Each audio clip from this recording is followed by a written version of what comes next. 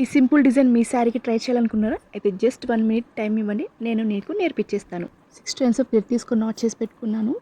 తర్వాత నేను 10 number tulip brand needle తీసుకున్నానండి. ఇక్కడ నేను నీడిల్ ఇన్సర్ట్ చేసి థ్రెడ్ తీసుకొస్తున్నానండి. ఒక లూప్ లాగా వస్తుంది. ఆ లూప్ నుంచి మళ్ళీ నీడిల్ పైన థ్రెడ్ తీసుకొని ఆ లూప్ని క్లియర్ చేయాలి. అదొక లాక్. పక్కనే మళ్ళీ ఇంకో లాక్ చేస్తున్నానండి.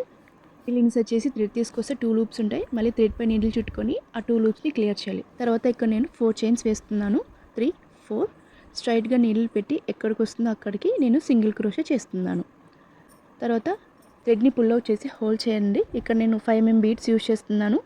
నీడిల్లోకి బీడ్ ఎక్కించుకొని ఆ బీడ్ని థ్రెడ్లోకి ఇన్సర్ట్ చేసిన తర్వాత ఇక్కడ నేను ఫస్ట్ లాక్ చేస్తున్నాను, బీడ్ లాక్. తర్వాత స్ట్రైట్గా ఎక్కడ వస్తుందో అక్కడ నేను సింగిల్ క్రోషే చేస్తున్నానండి. సేమ్ ఇదే process second bead and third bead వేయాలండి. ఇక్కడ నేను 3 బీడ్స్ యూజ్ చేస్తున్నాను. 3 బీడ్స్ అయిపోయిన తర్వాత నేను మళ్ళీ 4 chains, 3 beads, 4 chains continue process అండి. క్లారిటీగా చూపిస్తాను చూడండి.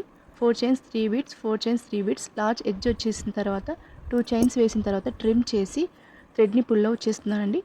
మళ్ళీ ట్రిమ్ చేసి నేను గ్లూ పేస్ట్ చేసి ఎక్స్ట్రాదంతా థ్రెడ్ని గమ్ పేస్ట్ చేస్తున్నానండి. దీనికి కుచ్చు కట్టు డిజైన్ ఎలా ఉందో చూపించేస్తాను రండి. డీటెయిల్ వీడియో నా యూట్యూబ్ ఛానల్లో పోస్ట్ చేస్తానండి, ఒకసారి వెళ్ళి వాచ్ చేయండి.